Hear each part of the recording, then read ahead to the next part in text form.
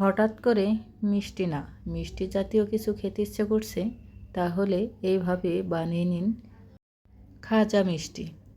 কেন বললাম? দেখতে খাজার মতন, আবার ছোট ছোট মিষ্টি।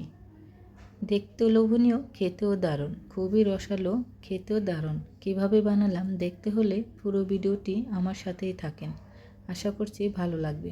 আসসালামু আলাইকুম, বৃষ্টি ব্লগ অ্যান্ড রেসিপি থেকে বৃষ্টি বলছি। সবাই কেমন আছেন? আশা করি নিশ্চয়ই ভালো আছেন। আমিও আলহামদুলিল্লাহ ভালো আছি। আজকে বানাবো খাজা মিষ্টি।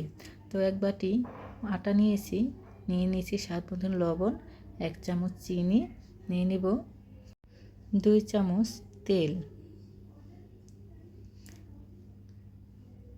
তারপর ভালো করে মিশিয়ে নেব। এখন আমি অল্প অল্প পানি দিয়ে একটা রুটি খামির মতন খামি করে নেব। একটু নরম হয়েছিল, আবার অল্প কয়টা আটা দিলাম। সুন্দর একটা ডো হয়ে গেছে। ঢাকনা দিয়ে ঢেকে রেখে দেব 10 মিনিট। এই ফাঁকে আমি চিনির শিরা বানিয়ে নেব। 1 বাটি চিনি দিলাম আর 1 কাপ পানি দিলাম। এই চিনির শিরাটা চুলায় বসাই দিলাম, হতে থাক। এদিকে আমি 1 চামচ কর্নফ্লাওয়ার দিয়ে 3 চামচ তেল দিয়ে ভালো করে গুলাই নেব। গোলানো হয়ে গেছে এক পাশে, এটাও আমি রেখে দিব। আর এদিকে দেখব চিনির শিরাটা কত পর্যন্ত।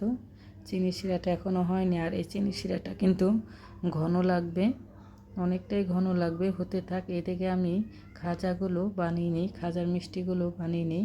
আমি 2টা ডো করলাম, এখন একটা ভালো করে রুটি বানাবো। এটা রুটি সুন্দর করা লাগবে না, শুধু রুটি হলেই হবে। পাতলা করে রুটিটা বানাবো। একটু ময়দা দিয়ে তারপর রুটিটা বানিয়ে নিলাম।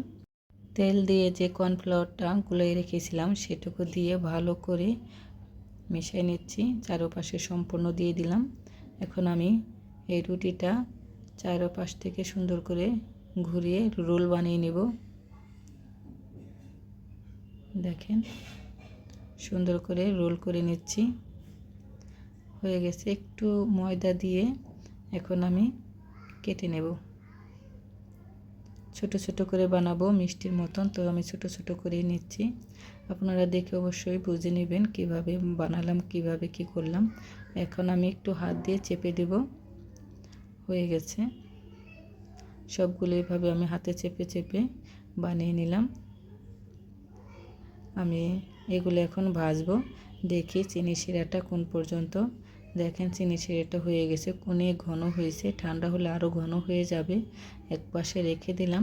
এখন আমি এই খাজা মিষ্টিগুলো ভেজে নিব। এগুলো কিন্তু হাই হিটেই ভাজতে হবে, লাল লাল করে ভেজে নেব। দেখেন, এখন আমি নামিয়ে নিলাম। এই গরম অবস্থায় কিন্তু মিষ্টির শিরার মধ্যে দিতে হবে, মানে চিনির শিরায় দিতে হবে। এই যে দেখেন, গরম অবস্থায় দিয়ে একটু উল্টায় পাল্টায় নামিয়ে নিতে হবে। ভিজিয়ে কিন্তু রাখা লাগবে না, এখনই মানে 5 থেকে 10 সেকেন্ড বা 15 সেকেন্ড রাখলেই হয়ে যাবে। এখন আমি দেখেন শিরাটা কত ঘন হয়েছে, নামিয়ে নিলাম। আর এগুলি ভাজলেই খাওয়া যায়, এত সুন্দর খেতে, মচমচে। আর শিরার মধ্যে দিয়েছে, এটা তো খেতে আরও মজা। আমার বাচ্চারা পেয়ে যে এত খুশি হয়েছে। খাজা মিষ্টি দেখতেও সুন্দর, খেতেও দারুণ। এই তো, ভিডিওটি কেমন লাগলো? ভিডিওটি যদি ভালো লাগে লাইক কমেন্ট করবেন, শেয়ার করবেন। আমার ফেসবুক পেজটা সবাই ফলো দেবেন।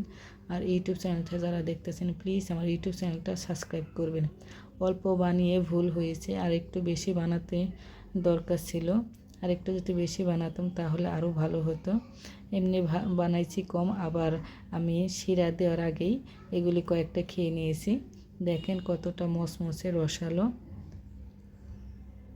খাজার মিষ্টি হয়ে গেছে। তো সবাই ভালো থাকবেন, সুস্থ থাকবেন। দেখা হবে নতুন আর একটা ভিডিওতে। ভিডিওটি কেমন লাগলো কমেন্টে জানাবেন। আল্লাহ হাফেজ।